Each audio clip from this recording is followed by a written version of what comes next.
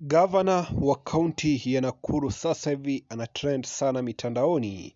Gavana Susan Kihika aliweza kuibuka mitandaoni pale ambako ilisemekana kwamba alikuwa mjamzito na alikuwa ameenda katika taifa la nje kujifungua, na watu wengi waliweza kujitokeza wakijiuliza kwa umri wake wa miaka 52 itawezekanaje anapata mtoto. Lakini yote tisa kumi ni kwamba wiki hili ambalo linaisha, Susan Kihika ameweza kujaliwa kupata mapacha, na kuna picha ambayo inaendelea kutrend mitandaoni pale ambako anaonekana akiwabeba mapacha wake, kando yake akiwa amesimama ni mume wake, na hivyo watu wengi wanaendelea kujitokeza na kumpongeza Susan Kihika kwa juhudi zake za kuhakikisha kwamba anaendelea kuongeza idadi ya watu katika taifa la Kenya. Na hivyo sisi kama Victim Post tunaendelea kufuatilia taarifa hizi, na bila shaka ujio wote ambao unatokea kutokana na Susan Kihika kujifungua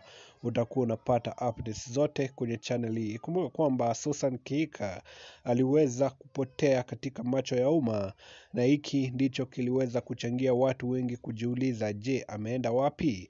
Lakini yote tisa kumi ni kwamba sasa hivi yeye ndiye mama mpya katika jiji la Nakuru. Tunaendelea kufuatilia taarifa hizi, na bila shaka ujio wote utakuwa unapata katika channel hii. Subscribe kwa mengi zaidi.